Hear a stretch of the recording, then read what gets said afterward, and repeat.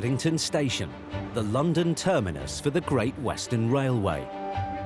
With trains leaving every 4 minutes, carrying 100,000 people a day, it's one of the busiest stations in London. And its 13 platforms are in constant use.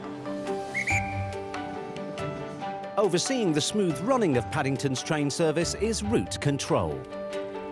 Yeah, head for Pad, because I might need you anyway. And they're getting worrying news of a track failure at one of Paddington's most important platforms. We've got a track circuit failure in Paddington Station, platform 5. It will restrict the use of the platform when it's in a failed state. We're looking good at the moment, but we'll have to keep an eye on it. Platform 5 takes many of Paddington's high-speed intercity trains, and if it's out of action, it'll have a major impact on the mainline service. Platform 5, really important in terms of our high-speed services coming from all directions, from Penzance in the southwest to Swansea into Wales, the Principality, and also coming from the Cheltenham service on the North Cotswold line. Aaron Parsons and Richard Cadden from the fault response team have been called in to test the track circuit, the electrical current that circulates through the rails. It was reported there was intermittently picking and dropping. It's just a reliability thing as such. You want it to be consistently either showing clear or occupied. So you only want it to show occupied when the train's on it. You don't want it showing occupied any other time. The track circuit is the system which lets the signaller know when there's a train on the platform. I'm going to start going down. Sort of an electrical circuit that operates the signalling equipment. So if it fails, it says that there's a breach in the signalling equipment. So it could be anything like a Coke can that's caused the failure, or it even could be like a small break in a rail or something, or could be anything. What's the state of it now? Is it up or down?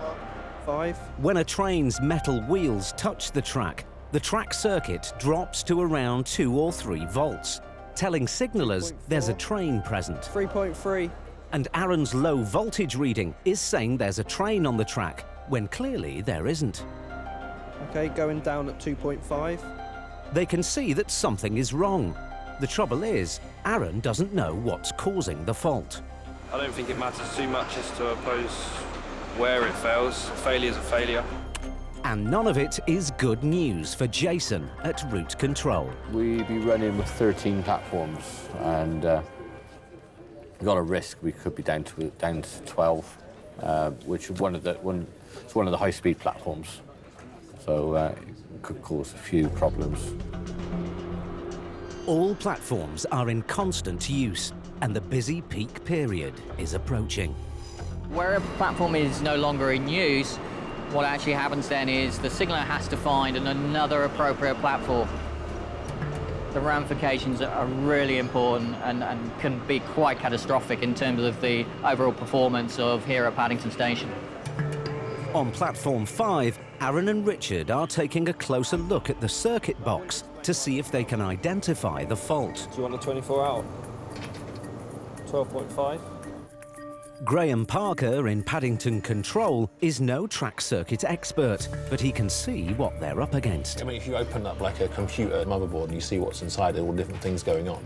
If you imagine, a whole miles and miles of track, the amount that could have gone wrong is very big. So they're checking it out.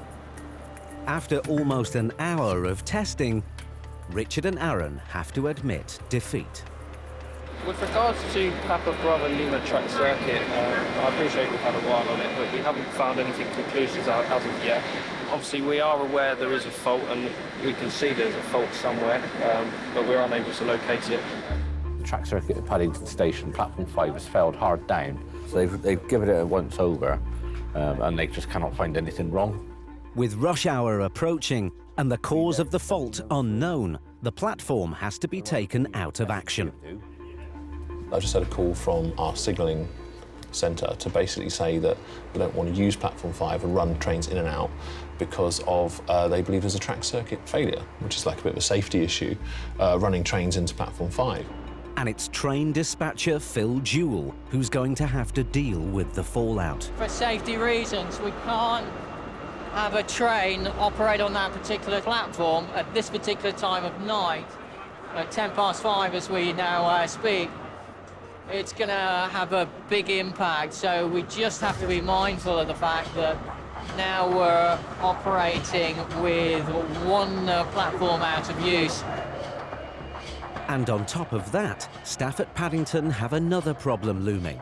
It's football night, and hundreds of fans are starting to pass through the station. For your information, there are anything up to 1,100 mil supporters on trains on their way into Paddington. But tonight, there could be double trouble. You've got Oxford going that way, and you've got Millwall going that way. And they've both got some problematic fans that might decide they want to have a quick punch-up. It is quite common for us to have football fans coming through the station, and obviously they're very vocal, very keen to make us aware that they're on their way to a football match. As long as there's no trouble. Come on, you lion! No one likes us! We don't care! No one likes us! We don't care! We are Millwall! We are Millwall! Just got an update on numbers, please. We're at Paddington. Cheers. But policing of football matches is not just about a visible presence. There is no intelligence to suggest that they have got any pre-plans for a punch-up. But as you all know, if they are confronted by other supporters, then they will not shy away from the opportunity. They do have a bit of a reputation. They do like the old Millwall.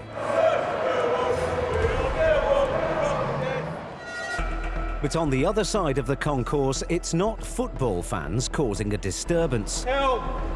Stay nice and calm, all right? There's other people around. Police are tackling a suspected shoplifter. Show my legs, show my back, just stay calm. Fuck off! Oh, chill out, mate. The man tried to make off with his booty just yards from more than 30 police officers. That was just a shoplifter who nicked a couple of bottles of wine and decided to run off, but the cops grabbed him, and then he had a bit of a fight with the police, and he's been arrested and taken away. And now there's another incident developing. Officers have caught a man stealing electronics from one of the station's shops. I'm going to report you for the offence of shoplifting. You don't have to say anything, they argue defence, don't mention now something which you later on in court. And if you do say maybe giving evidence. And he's got previous form at the station. These shop staff seem to know you quite well. She recognised you straight away.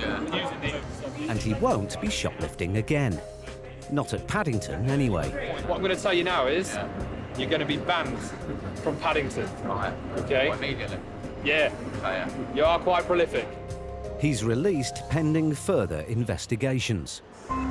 With the match across town over, police are bracing themselves for the return of the football fans. Do you know when the next train from Reading is coming in? Number 1, the Cardiff, then we've got the 1904 coming in, number 4. If you don't know, ask a policeman.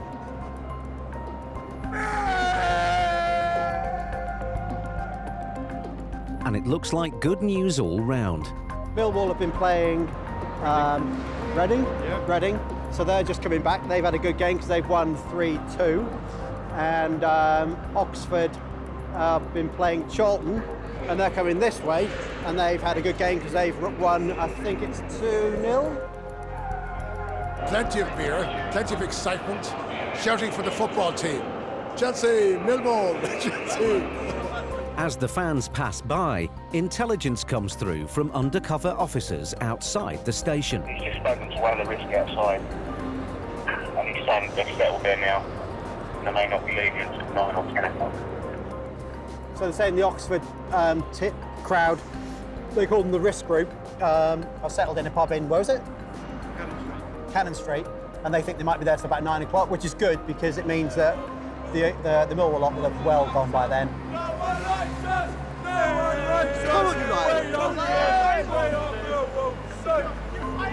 So for us, bit of luck, it might mean we get home a bit early.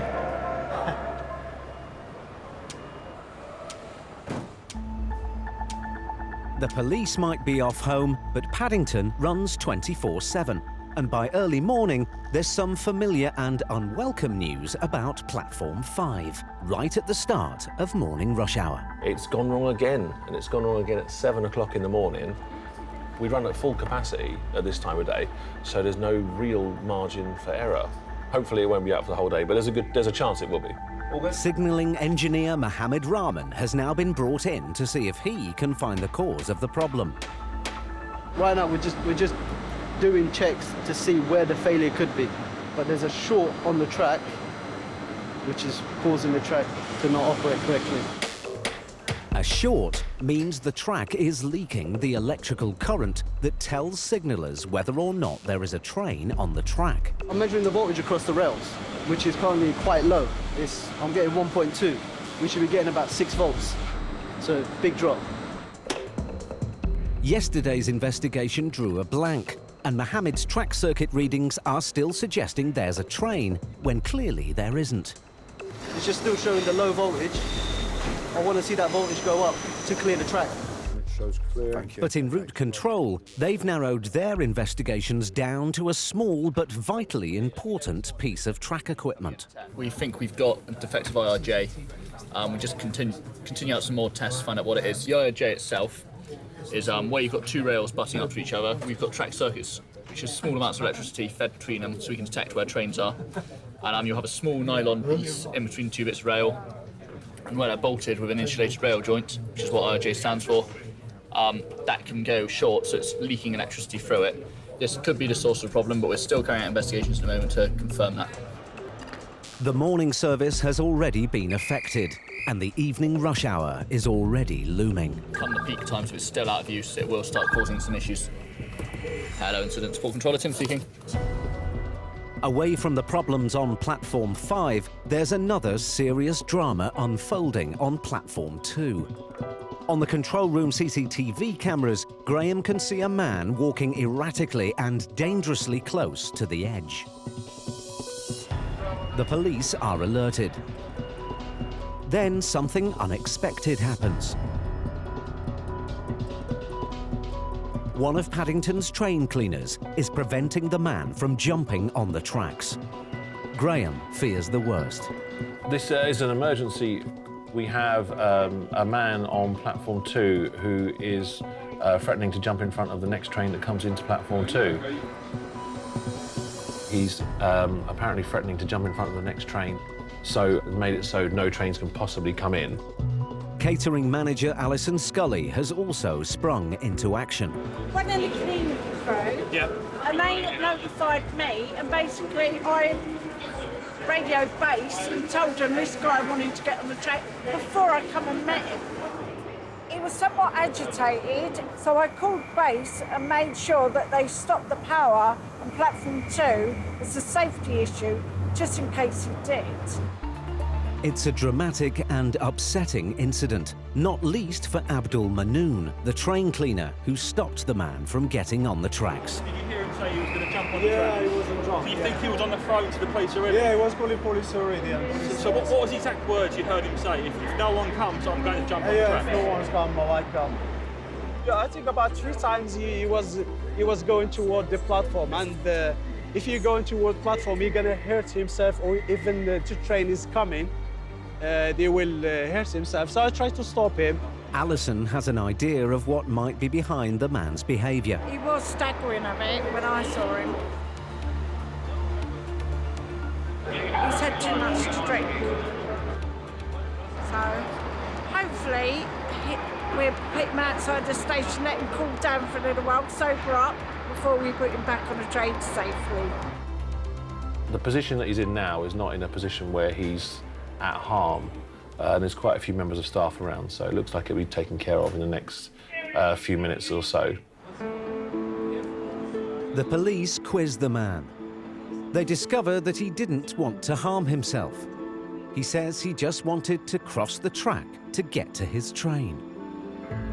But as I can see on Platform 2 now, the police are actually walking away from the scene with the man with them, and it looks as though everything seems to be okay. So I assume I'll get a call from the police quite soon to say that I can take the block off.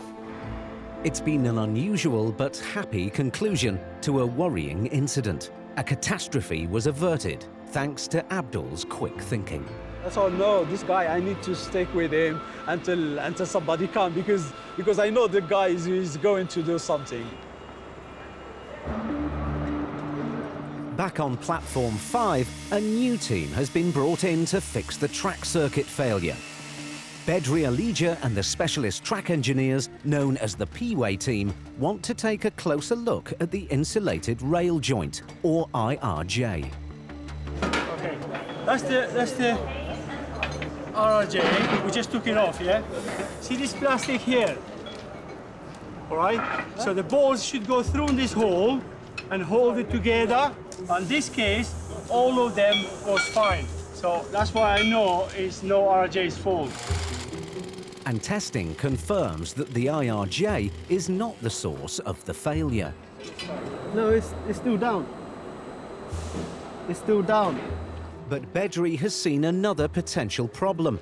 The rails are not quite level. Maybe that's the cause of the track circuit failure. The track is down. I'm going to try and correct it that as a P-Way side as well. Do lift and packing as well, yeah? This is always something to do on the track. 6 days a week, 7 days a week, always something to do. Get the second one there. Back at route control, they're still struggling with the effects of the Platform 5 closure. We've got the platform closed with on the repeat track circuit failure on the platform. We've managed to, as good as, keep the train service going. We've had a bit of congestion as a result of re-platforming, but at the moment we're just about hanging on. On the platform, though, there's a breakthrough. Did your lads walk from that IRJ? Did they walk all the way in the forefoot? Yes, we did. Yeah. Yeah, 5 or 6 of us walk in the forefoot. The work that the track team have been doing has suddenly solved the problem, but no one seems to quite know why. Must be cable then. Or there's something in the forefoot. That's what I'm saying, must be cable somewhere. Cables or something underneath these mats. Before they dare to open the platform, the crew need to check the problem is fixed for good. They want us to do a full test, give them the readings, and then based on the readings, they can then make a call. Up. It's up. It's up. Still up. Signalling engineer Mohammed's track circuit readings show that the current is back up and running and that there is no train on the track. Yeah, I just wrapped up the full test. It's showing clear. No one's claiming the credit, and Bedri is not sure if he really deserves the praise. It's clear now, yeah. It's clear. Honestly. Oh my God. Job done, it's clear. Come on, man, you make my day now. That's it, it's because of you, Bedri. Oh my gosh, I know it's because of me, mate. So I'm gonna ask Network Rail for a big check now. That's me with my crew done now. And like you heard what he said, the track's showing clear now, and we are happy. With the problem fixed, the first train for 7 hours is arriving on Platform 5. Base to all Bravo radios, Alpha 10 and Romeo 1. As of now, 2:15, the Platform 5 is now firmly back in use. Also shake hands, and like this as well. We are the team. See you, man. See you, mate. But the celebrations might be premature because the saga of Platform 5 is not over yet. It's Friday. Castle Curry Station, where is the train? Kerry, you on the 11:03? One of the busiest days of the week for the network. Thank you, Alan. Service is going very well. We've got all 4 tracks open between Reading and Paddington, no issues reported. Yeah, all the trains are departing Paddington right time at the moment. It's a day incident controller Bob Howard approaches with caution, and it's got a nickname. I am not saying Frantic Friday. It would just take one phone call, everything could change. On Fridays, almost 5,000 more passengers leave Paddington than any other day of the week. Everybody wants to leave Paddington on Friday. and Control Assistant Richard Douglas is preparing himself for the impending frenzy. The dispatchers out there like to call it Freaky Friday because I think they get a mix of people who are going on holidays or going away for the weekend, so they're a bit, hey. You've got people going on home and a bit like, oh, thank God I'm going home. Or you've had some people that finished work much earlier and have been in the pub for the last 3 hours. So, yeah, it makes for some interesting scenes. While the weekend escape isn't frantic yet, a frenzy is building up on the CCTV cameras. A woman is chasing a man on and off and on and off a train on platform 11. And it appears she is as determined to catch him as he is to escape. Although he's fallen at the first hurdle, the man is too quick for the barrier staff. But the woman is coming up close in the rear. He manages to swerve a tackle by a customer ambassador.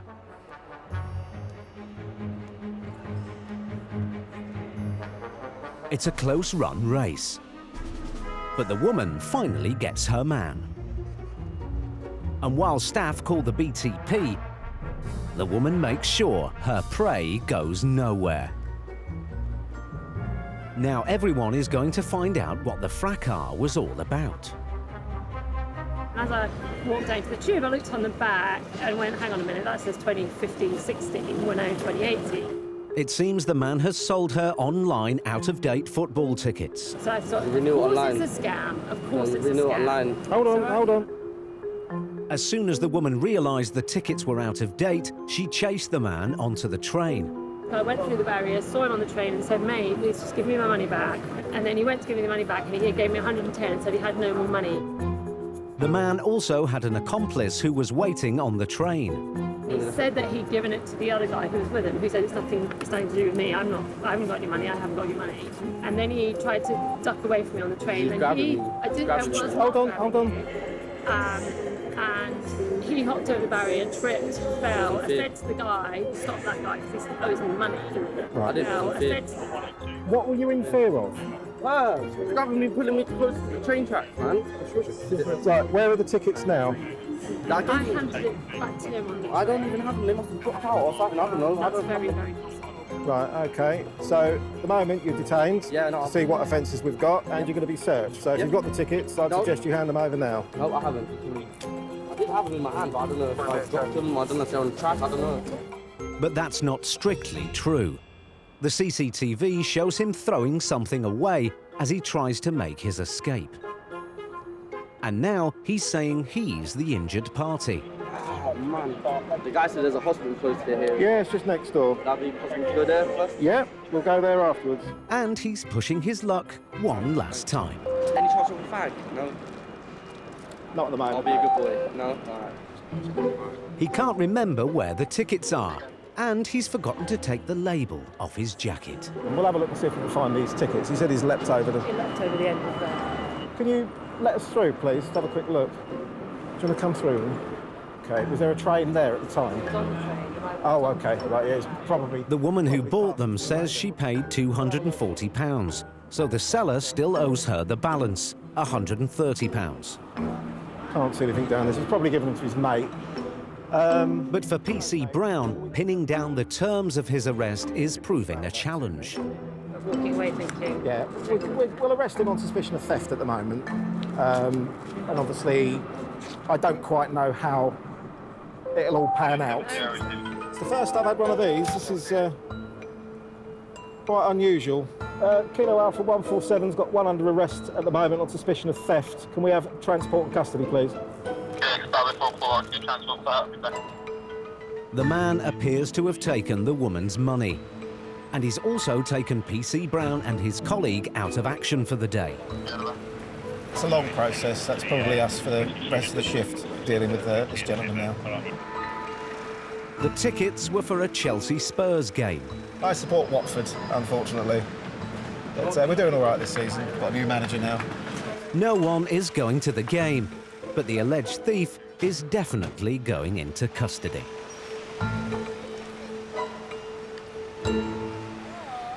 Freaky Friday has struck once. And now in the control room, some unwelcome but not entirely unexpected news is coming in about Platform 5. For the third day in a row, Platform 5 is affected. Not having a platform in use is going to be very awkward. We have more trains on a Friday peak than we do on the other days of the week. A lot of people leave work earlier so they can get home, be with their families and whatnot.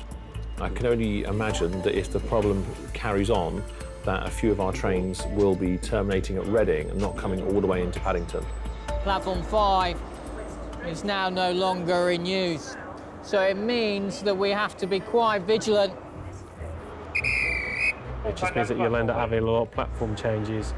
It just gets a bit messy. This is the 22, is it? Move it to your right-hand side, sir, thank you. We do not want you on the platform, let alone on the track. It's been quite challenging. We've had to do quite a lot of jigging around with the platforms. I'm going to help with the labels so we can come up, we can get the train boarding quicker. If I don't get crushed. I think that's the biggest problem is when you start having to move things all over the place. Staff end up having to be in the wrong places, you're moving passengers around. It just makes things a little bit more challenging. Friday, we're all waiting. We're all looking for that train, they want to get on it. Oh wow, 14 looks full and standing. Oh, you see it's 6:10 now, the concourse is starting to fill up. Within the next sort of 45 minutes, it's going to get really, really busy. Hurrah, Freaky Friday. Sometimes on a Friday, I actually enjoy labelling. It gets me away from that crazy madness, just even for 5 minutes. It's actually nice. You take your time. Oh, thank you very much. Like, you know, some people like to iron, some people like to label. But nothing can be neat and tidy with Platform 5 still out of action. The passengers that normally know where their train's going to be are running around like headless chickens at the moment, trying to find their train. Thank you very much. Thank you. Plenty of time now, please. No pushing or shoving. Nice and easy, please. No visas or passports, no? Thank you. Wait, hold on. There's no K. Facing direction of travel, facing direction of travel. It doesn't matter, just stick them on there. All right, man, I'm trying to be kind to them. A lot of the customers now will start to run, as you'll see that gentleman coming towards us, starting to run. They're thinking about the times. We're just about to close these doors for the 18:15 service. It's 18:14:34, the seconds are counting up. Do I enjoy Fridays? Yes and no. Yes, because it's busy. No, because it's crazy. Over 100 miles west along the tracks, Freaky Friday is also hitting Bristol. She's on the track, get on the track. She's on the track. Go away, you! With your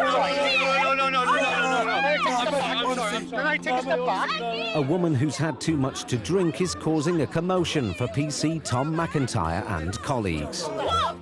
You can't me? Just keep screaming and shouting. Listen. Listen. You are fucking God. Listen. Yes, Stop. I'm sorry. Can I take a step? I want to go home. You can't me. And now her friends want to join in. Western Superlink. This train What's that for? What's that for? Can you let go? PC McIntyre wants her out of the station as quickly as possible. Can you please? I don't even know where I fucking am. Can you let go of me? Please, can you fucking go? But the woman wants to let it all out. I need a witch. I just sit here and piss here on your Leave, floor, okay? shall I? Okay, any more swearing and I'll arrest you. I don't care. So I'll piss on your ass. Just go. You dickheads. It's your last chance before I arrest you. Just leave the station. Arrest me, so I've done nothing fucking wrong. Right, that's it. No, I'm gonna go, No, you don't care. I'm gonna go. Her unchained melody has finally got her into real trouble. No, you're not. What did I just say to you a minute ago? Oh, please. I'm good. I haven't just said you wrong. Tiny cousin away. Back on Platform 5, yet more engineers have arrived to investigate the track circuit failure and to solve the mystery before the end of Freaky Friday. And there's a new theory. and it's to do with the human waste emptied directly onto the tracks from some of the older trains. It might have damaged vital electrical components. The mats are to protect all dirt to go in the truck and the water. Shit, basically, coming from the tank, the waste. So that's why there are the mats there. But just to be on the safe side, they want to remove it just in case that's caused a problem, because they're so wet. And when they get down and dirty, they finally solve the mystery. Get a couple of scrapers as well, please, Pete. I think that's the problem here. And look like some of them are rotted and they're just gone, disappearing. Because when I lift with the jack, I'm lifting the free rail, the track circle is coming back. The insulation pads that stop the track circuit from shorting have worn away. This is the isolated pad. It should go like that to hold the rail down, yeah? But some of them, they're going missing this piece, which is plastic. That's why it's causing a problem, yeah?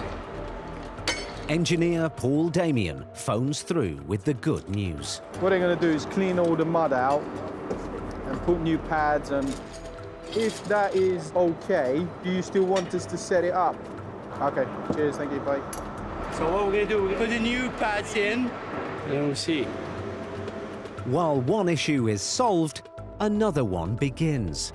In control, Richard is getting news of a worrying issue out on the tracks near Swindon. It was reported about half an hour ago that 1 Alpha 25, which is a high-speed service, and it's come to stand in this area here. The train manager on board has reported is that there was a loud banging noise. So that could have been an animal, or in the worst case scenario, that could have been a person. They've stopped immediately because it could be something catastrophic. 85 miles away, Mobile Operations Manager Peter Kidd is hunting for the cause of the mysterious bump in the night. But it's not going to be easy. If we wish to walk the track, then we're going to have to look at getting line blockages. That's going to cause a lot of disruption to the travelling public, obviously on a Friday evening trying to get home.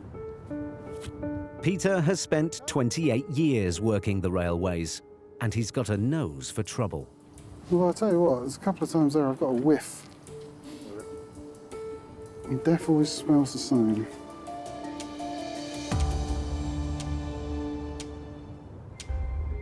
The signals will be kind of on a caution, or the drivers will be made aware in the area to keep an eye on the situation so that they won't go through at full line speed, because you don't really want guys walking around in the dark with a torchlight where you've got 125 mile an hour trains. It's a recipe for disaster. It's too busy to close the line, so Peter has come up with another solution. Going to get a train to come in on the down, going towards Bristol, to examine the line to see if he can find anything. When he gets to us, we're going to jump on the train with him and go through to South Marsden and then carry on up to Swindon.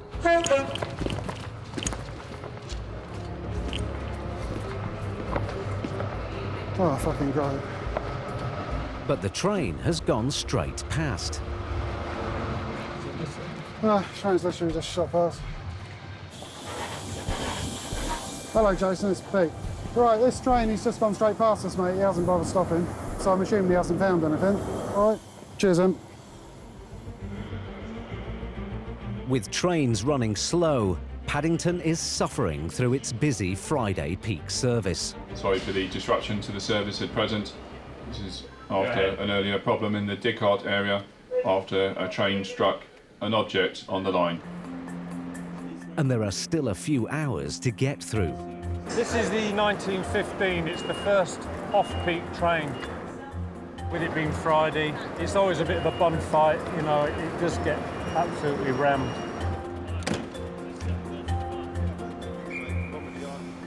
You want the 1948? 22. That one there.